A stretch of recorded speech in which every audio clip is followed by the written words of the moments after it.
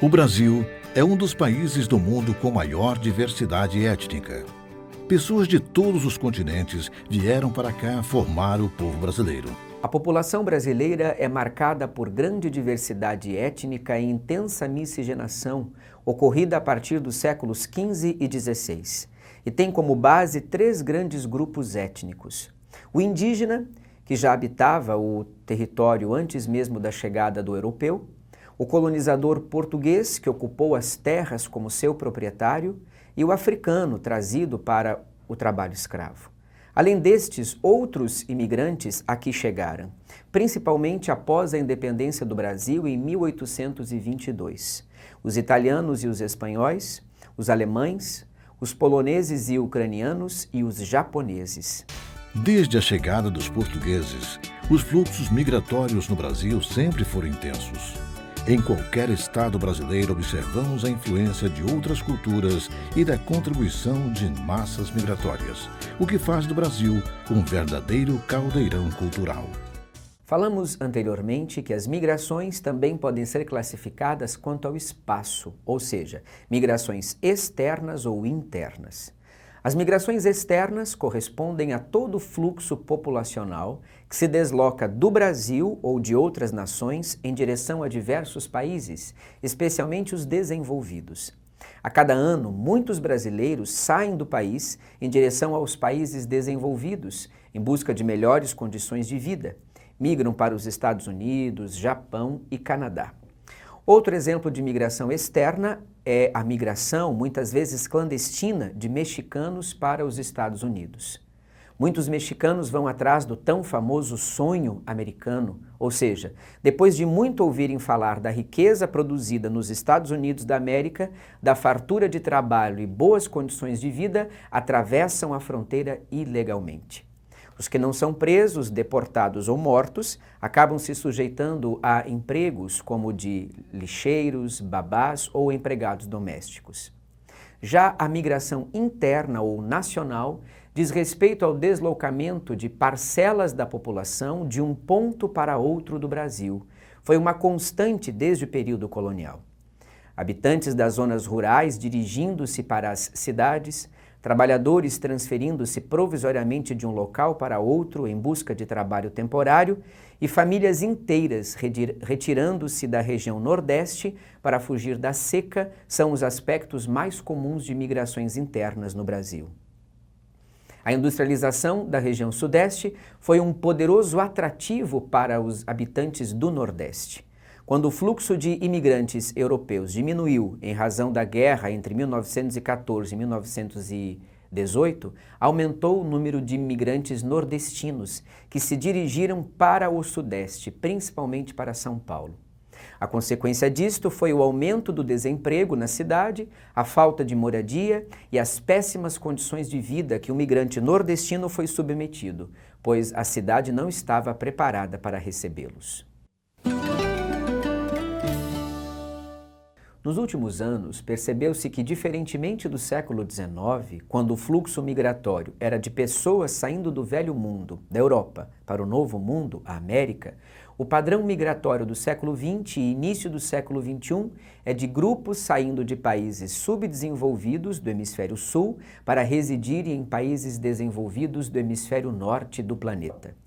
Esta busca se dá por melhores salários, oportunidade de empregos e melhores condições de vida. Porém, muitas vezes, esta migração vem acompanhada de xenofobia. Vamos ver o que é isto. Xenofobia é uma palavra de origem grega. Xenos significa estrangeiro e phobos, medo. É o medo irracional, a aversão ou a profunda antipatia em relação aos estrangeiros. O xenófobo pode ter medo de perder sua identidade, se sentir ameaçado por hábitos estranhos e desenvolver formas de agressão ou o desejo de eliminar as diferenças para assegurar uma suposta pureza. Mas será que existe xenofobia no Brasil? Fomos conversar com alguns alunos estrangeiros sobre suas impressões em relação ao Brasil e os brasileiros. Vamos ver. Antes de sair da Venezuela, eu escutei que o Brasil era o país com as pessoas mais felizes do mundo. E, de certo modo, posso acreditar que isso é verdade. Talvez seja por causa disso, as pessoas são mais abertas a curtir a vida. No meu país as pessoas são um pouco mais fechadas, um pouco mais sérias, são felizes, mas de um jeito diferente. Eu saí da Colômbia porque a Colômbia, infelizmente, é um país que tem sofrido muito com questões políticas, né? O qual tem feito com que as oportunidades na educação sejam bem poucas. Eu já fiquei longe de casa há bastante tempo, então não é tão drástico quanto no primeiro ano, que eu tinha muito mais saudades, agora estou muito mais acostumado. A saudade, de facto, em algum momento bate a porta, mas pelas tecnologias recentes de comunicação, isto ajuda, de facto, a tentar colmatar algumas saudades.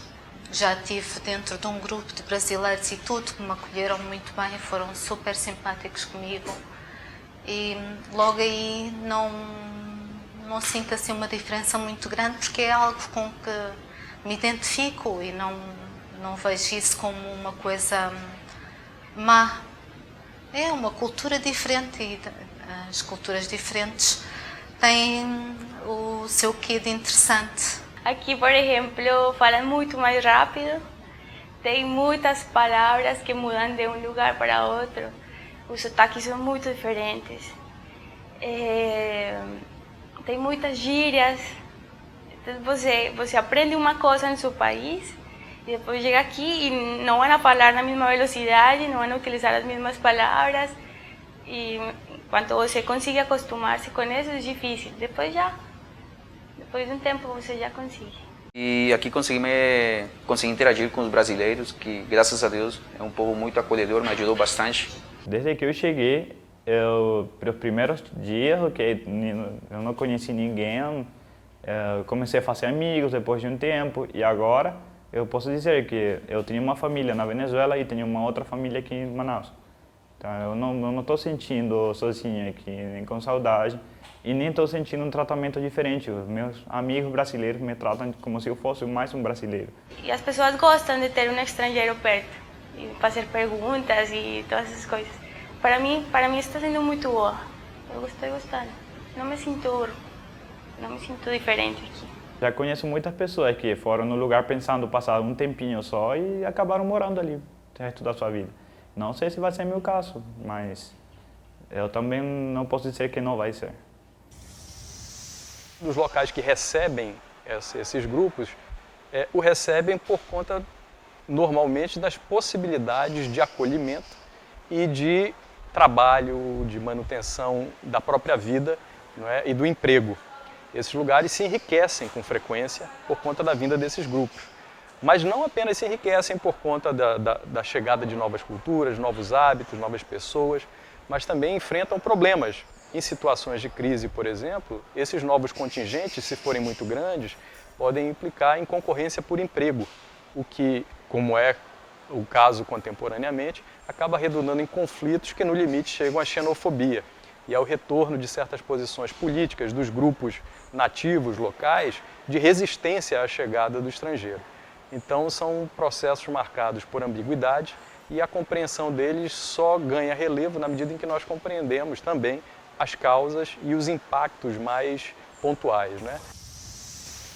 Bem, nossa aula de hoje vai ficando por aqui. Espero que vocês tenham gostado e aguardo vocês na próxima.